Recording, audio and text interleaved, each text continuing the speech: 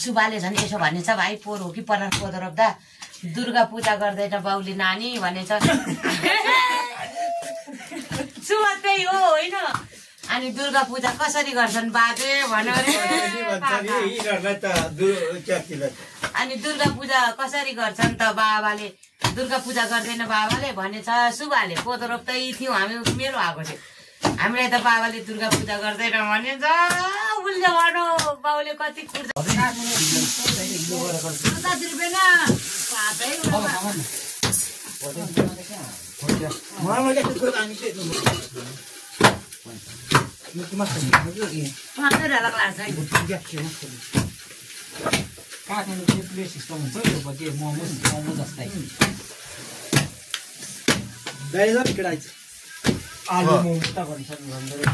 मध्यममै गाएर बसिरहेको छु विराट जा त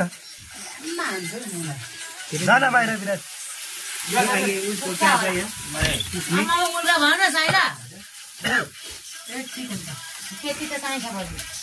अस्ति काका झोल लगाइनु भन्दै थियो अनि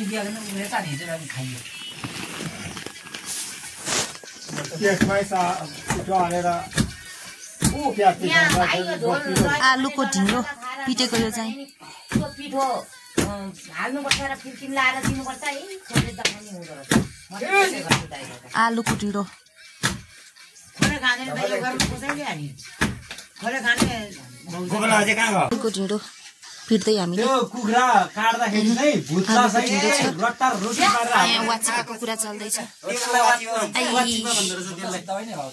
उनीहरुलाई त्यो बाहेक उनीहरुको कुल पितृ पूजा चल्दैन रे हुन त होला अनि उनीहरुको कुल पितृ नै त्यसरी चल्नु पर्ने सुप झोल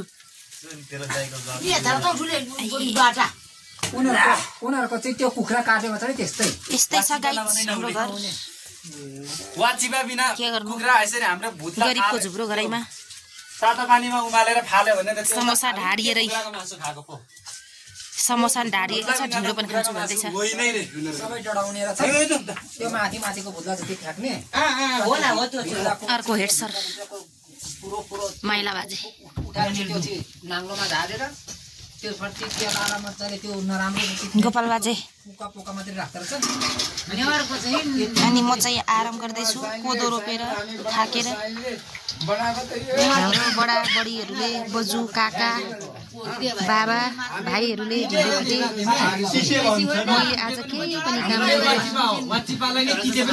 के राख्नु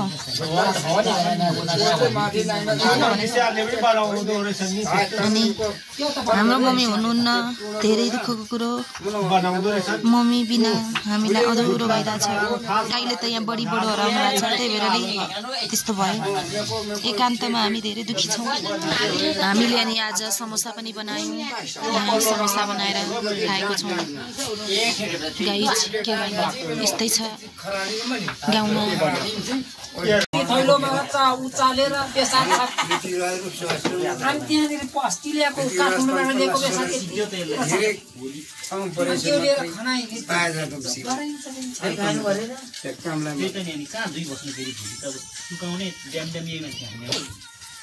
अब खुसी हालेको के हुँदैन सबै हालेको अझ मसानी हालेको छैन नि नुन चर्कोमा पनि आजिराले काट्छ क्या के भयो विराट चाहिँ आफैमा म